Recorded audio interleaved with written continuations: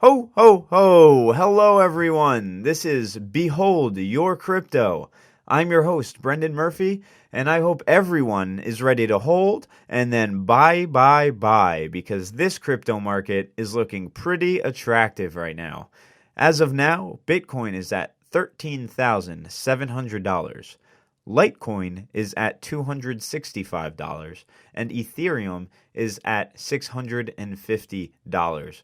Overall, a lot of the currencies are down around 15 to 25%, which I'm okay with because this is still above the threshold of where I came in. So, this is just another opportunity for me to dollar cost average. This episode is going to be about a little bit more about the background of what blockchain is and why it's so important and how it is going to be the future of a lot of transactions and companies.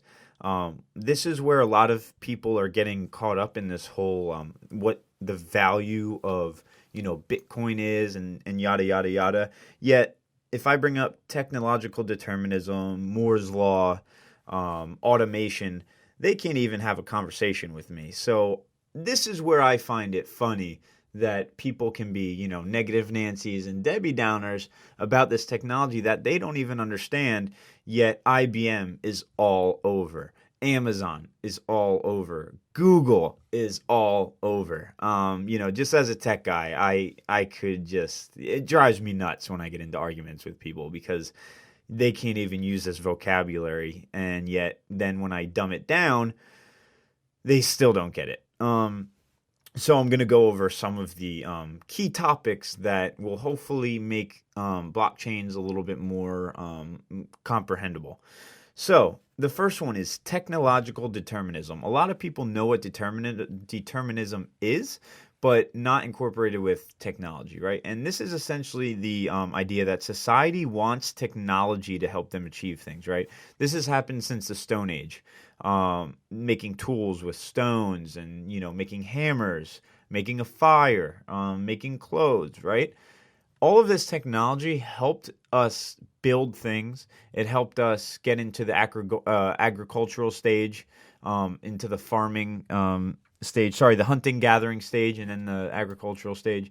So technology has been a sole driver in getting us to where we are.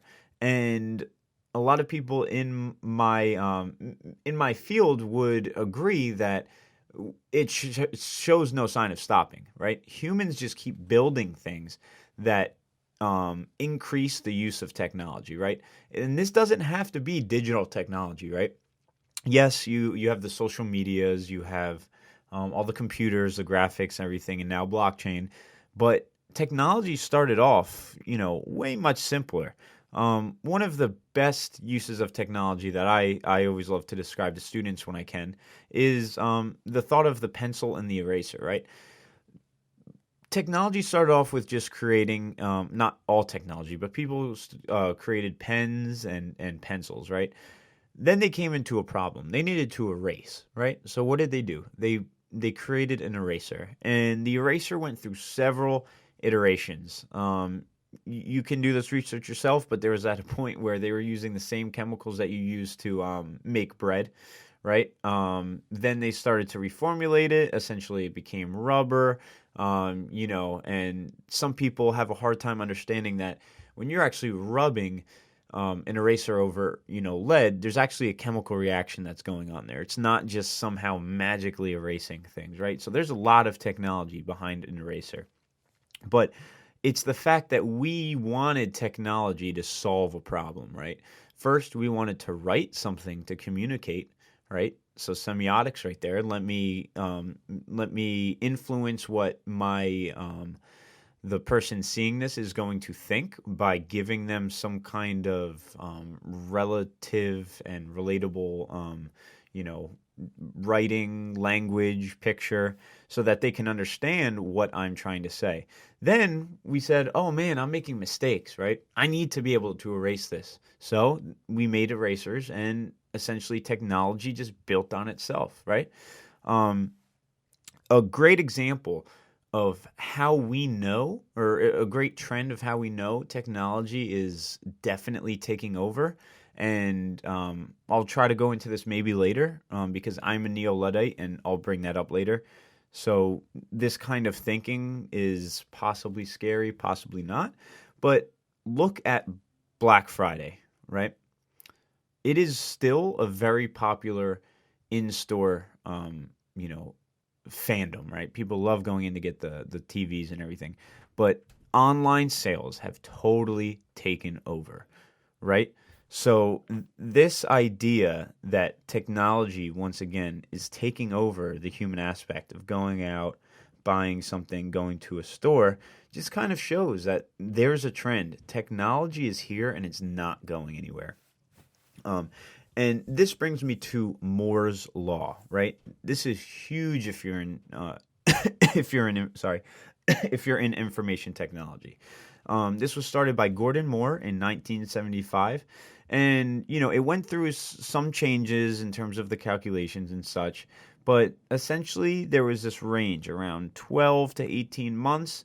There would be a doubling of components per integrated circuit. So what this kind of meant was that because of lower costs for microprocessors, more pixels in cameras, bigger memory capacity, everything started to shrink, get more cost effective, and essentially double in size every time. The efficiency would double, right? If you take a Canon camera, their first digital Canon camera from the 70s or 80s, probably looks a lot different, probably runs a lot slower than the recent, T5i, T6i, whatever they're on now. I think they might even be on the T7i, right? And that stood firm for a while, right? But a lot of technology scientists, whatever you want to call them, they have been showing that it is slowing down, right? Now, to me, what I read and I look at and my studies have shown me is that now, because these microprocessors and such are slowing down, what you're seeing is a wider array of servers and databases, right? And this is essentially the stepping stone for what blockchains are running off of, right? So we've changed from these small items where everybody wants it in their hand to this kind of thinking that I can store a lot of data, I can give a lot of information, I can make a lot of transactions through a server and a database that has a lot of power. Sometimes it's hard for non-tech people to understand what a database really can do. But if you look around, databases are everywhere, right? And that's starting from an index, which can be a paper database, right? In libraries. It has a lot of power because this is how it influences somebody to see something, how to find information, how to retrieve that information, and how to use that information. And with these database structures and network architectures and servers that are becoming stronger and faster, right, it's leading us to this stage of automation. Again, I'm a Neo-Luddite. I do not want, and I'll go into Neo-Luddism after, but just use it as a keyword right here. I do not want the Matrix to happen, right? That is not what I want. But I do see, and I hear the argument that humans want automation, right? We want things to be more efficient, but we don't want to do these things. Yes, you're going to need human supervision, everything like that, but we don't want to keep,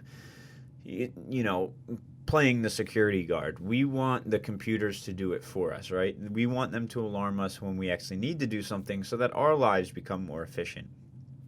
And IBM is a leader in this. They have Watson. They have some of the most powerful databases in the world.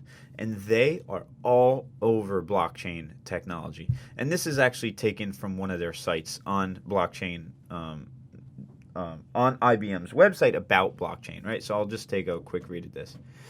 Blockchain is more than a buzzword. It is a game changer with the potential to revolutionize business operations across industries. Financial institutions handle multi-party business transactions daily, and many are investing heavily in blockchain. According to a World Economic Forum study, by the end of the year, 80% of banks plan to initiate blockchain projects. and there is certainly global interest, with companies in over 24 countries currently investing in blockchain projects. So that was taken from IBM's website, right? I do not know how you can argue with IBM, right? And it also goes into smart contracts, but we'll talk about that on another episode. But if you're going to hear that statement that they are all over it, and you're still going to say that blockchains aren't the future, then I don't know.